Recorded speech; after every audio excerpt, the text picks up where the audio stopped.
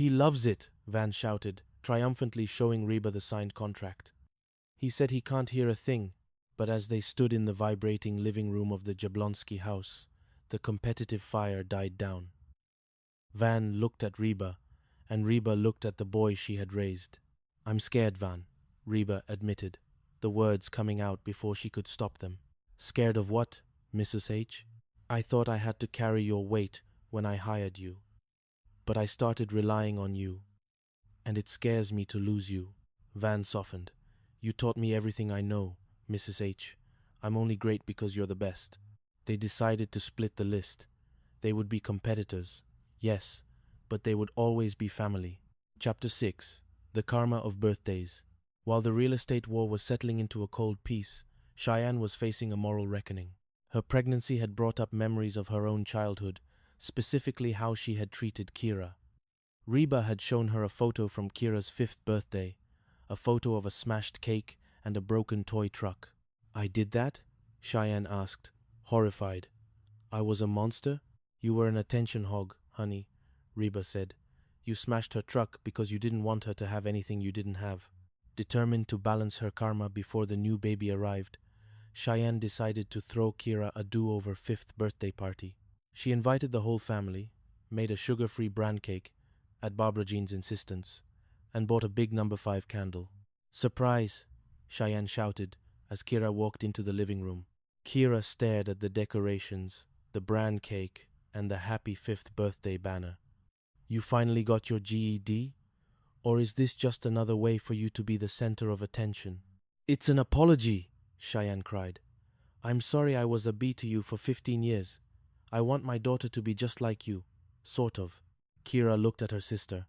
She looked at the effort, the ridiculous cake, and the genuine tears in Cheyenne's eyes. "We're not going to hug, are we?" Kira asked. "No," Cheyenne said. "Yes!" Barbara Jean shouted, pulling them both into a suffocating embrace. Chapter 7. Stormy clear weather. As the family reconciled, Barbara Jean was embarking on a new career that would test everyone's patience. She had landed a job as a weather girl on Channel 34, a local cable station. Her persona? Stormy clear weather. Her method?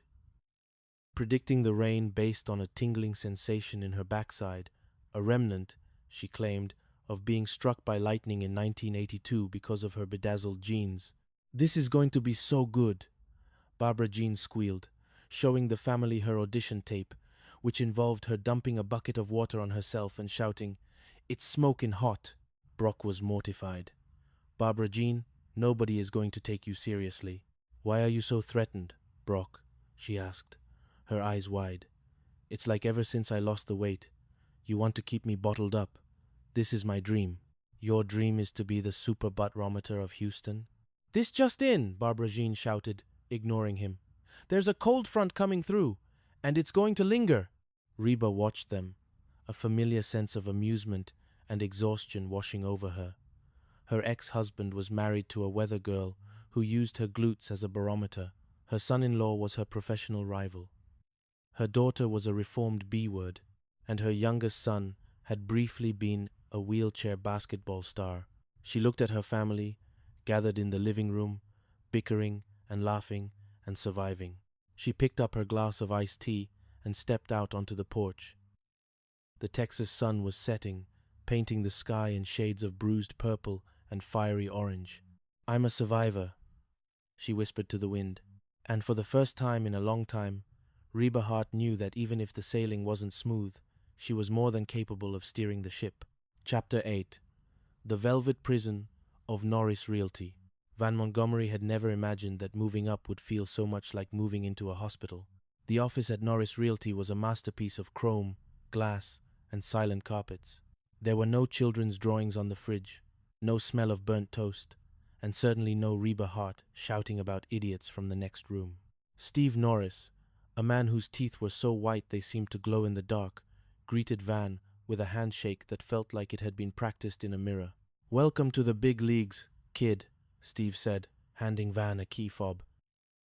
The Chariot was a charcoal gray SUV with seats that indeed felt like a warm hug.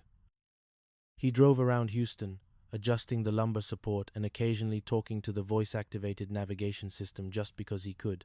But by the third day, the velvet prison began to close in. Van sat in his glass cubicle, staring at a spreadsheet of corporate relocations. He missed the way Reba would roll her eyes when he suggested horseback riding to an open house. Here, everyone spoke in synergy and market penetration. He took a break to call Cheyenne, but she was in the middle of a prenatal yoga for sanity class. "I'm a corporate shark, Cheyenne," Van whispered to his phone in the hallway.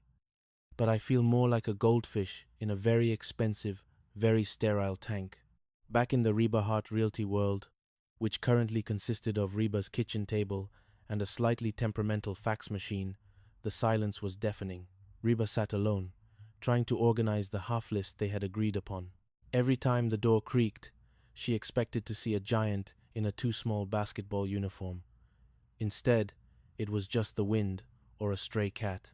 She was a solo agent again, and for the first time in her life, she realized that having a knucklehead as a partner was better than having no partner at all. Chapter 9. The Rise of the Buttrometer. While Van was suffocating in luxury, Barbara Jean was taking over Houston's cable airwaves. Stormy Clearweather had become an overnight sensation. It turned out that people didn't want meteorological data. They wanted a middle-aged woman in a bright yellow raincoat who predicted thunderstorms based on how much her metal stud-scarred glutes tingled. The ratings for Channel 34 spiked. Barbara Jean was recognized at the grocery store. People would walk up to her and ask, "Is it gonna drizzle, Stormy?" And she would do a little wiggle and give them a wink. "Brock, look at this fan mail," Barbara Jean squealed, dumping a pile of letters onto their coffee table. "Someone sent me a bedazzler. They want me to sparkle like a hurricane." Brock Hart, a man who had spent his career as a dentist trying to project an aura of professional calm, was falling apart. He was now Mr. Stormy Clearweather. Patients in his chair would ask if he knew what the humidity was going to be before they let him drill. "Honey, it's great that you're successful," Brock said, his voice strained. "But do you have to do the butt wiggle in every segment? It's hard to maintain a dignified practice when my wife is the super buttrometer." "You're just threatened by my career, Brock," Barbara Jean retorted, her chin trembling.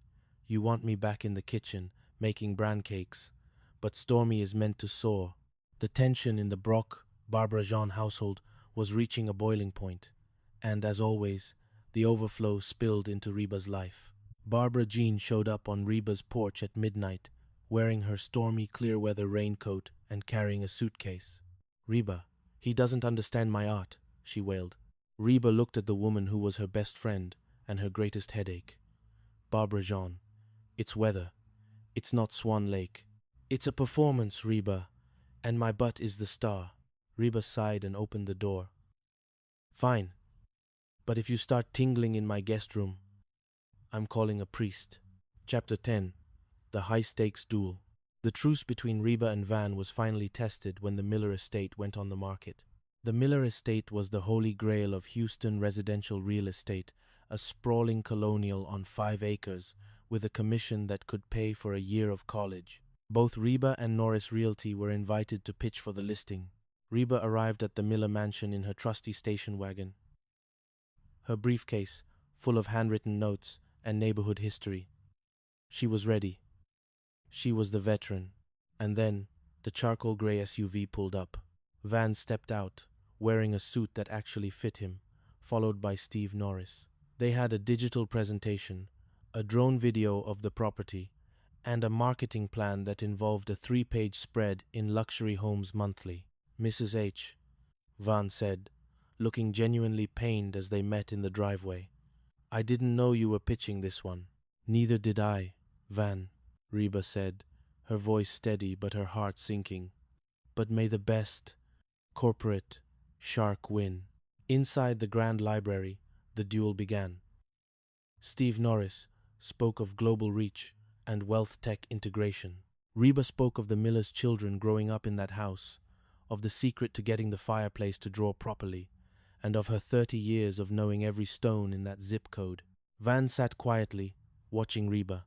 He saw the fire in her eyes, the heart of a fighter that had kept their family together. and then he looked at the glossy, soulless brochure in his hand. When it was over, the Millers asked for a moment to deliberate. In the hallway, Steve Norris patted Van on the back. "We've got this, kid." Her pitch was folksy. People don't want folksy for a $10 million estate. They want results. Van looked at Reba, who was standing by the window, looking out at the gardens. She looked small for the first time.